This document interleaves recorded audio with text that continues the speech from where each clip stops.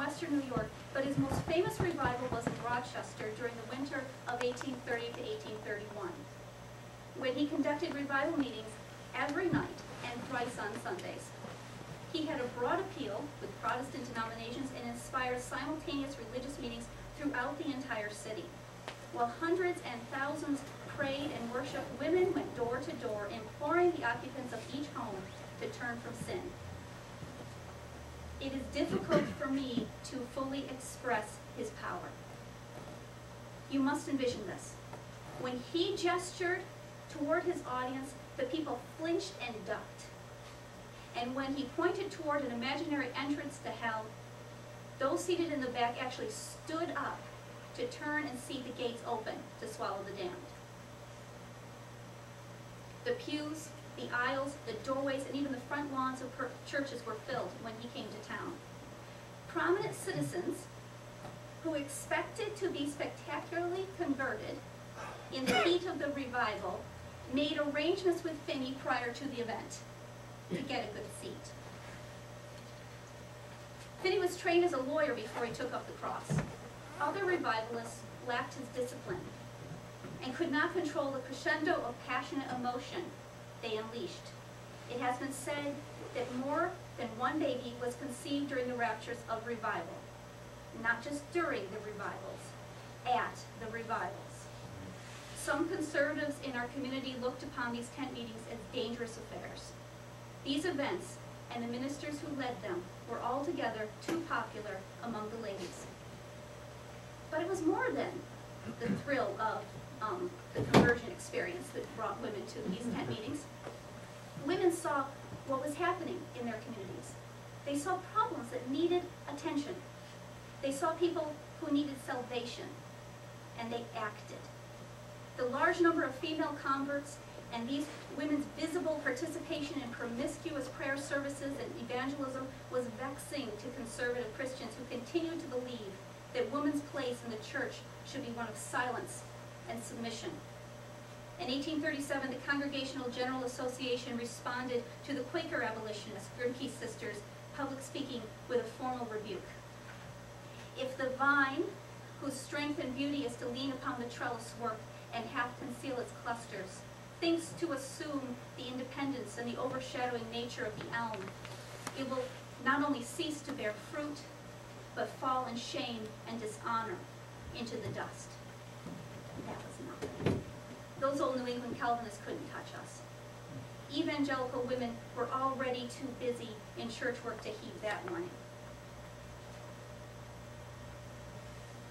In the 1840s, for instance, Utica alone had a dozen benevolent societies in a city with a total population of only 12,000 people.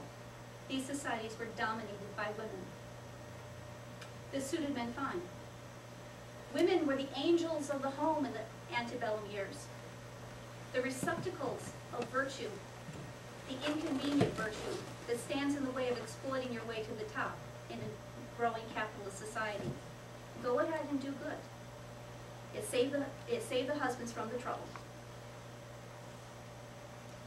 But it was not long before these angels noticed that whatever their age, maturity, skill, or experience, they remained minors in the eyes of the law, and sinners like their foremother Eve in the eyes of the church.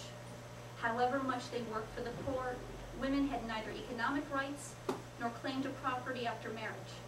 However much they helped children as educators and administrators of orphanages, women had no right to custody of their own offspring. However much they did for the immigrant attempting to integrate himself into the fabric of responsible American society, women had no citizens' rights at all. Charity work just wasn't enough anymore.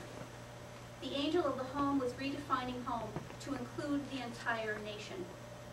As the reformer Theodore Parker would say in the 1850s, I know men say women cannot manage the great affairs of a nation. Very well. Government is political economy, national housekeeping. Does any respectable woman keep house so badly as the United States? But why Seneca Falls? If the women's rights movement was beginning through a variety of these causes: evangelicalism, anti-poverty, temperance. Why Seneca Falls? Well, in the spring of 1847, when my mother died, Elizabeth and Henry Stanton moved to Seneca Falls. Elizabeth's father bought the house for them. It was a little place on the edge of town near the canal, empty for some years. It was overgrown with weeds. It needed work. Her father, Judge Katie, who didn't care for her reform ways, gave her the check and said, "You believe in women's capacity to do and dare. Now go ahead and put your place in order." So there she was. She found herself, after years of circulating in the best abolitionist society in Boston, New York City, trying her best to help the poor Irish women who were her neighbors, and acting to keep the neighborhood children as well as her own brood in order. All her children came down with malaria, which lasted for 3 months at a time, and she was overwhelmed with housework. She couldn't get help, and suddenly the lot of women seemed a lot different to her than it had when she was a socialite. In the midst of this, she would sit outside supervising the workmen with Mr. Bascom, mayor of Seneca Falls, convincing him of the need for married women's property rights. Always a social butterfly. This was her new venue. Mr. Stanton was always away politicking. For Elizabeth Cady Stanton, the novelty of housekeeping was wearing off rapidly. That same spring, 2 rural counties away, in the tiny hamlet of Hydesville, other spirits began to grow restless. In their small rented home that had a local reputation for being haunted, the 2 youngest Fox children, Kate and Margaretta, began communicating with a rapping spirit they called Mr. Splitfoot.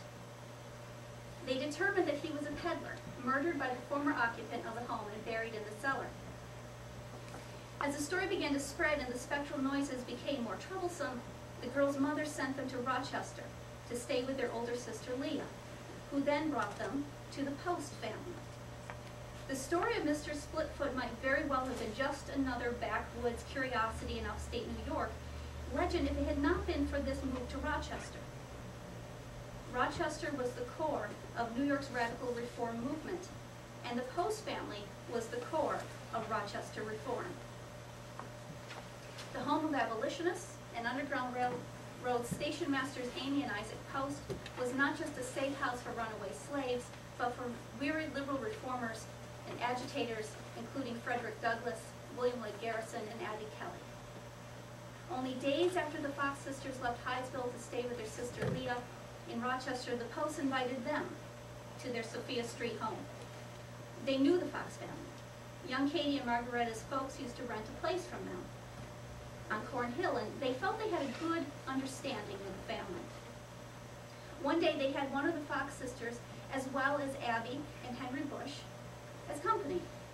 Amy and her guests went into a bedroom where the spirit rapping began. Isaac came in to join them. He said, "I suppose I went with as much unbelief as Thomas felt when he was introduced to Jesus after he ascended. When I looked in the door with my countenance so doubting, and I saw Abigail and Henry looking as though they stood before the judgment seat, I felt rebuked, and much more so when Abby in her most gentle manner asked some questions. I heard very distinct thumps under the floor, apparently, and several apparent answers. After that, the Posts took the girls under their wing and hosted a small group of people to meet weekly to see what the spirits had to say on issues of reform.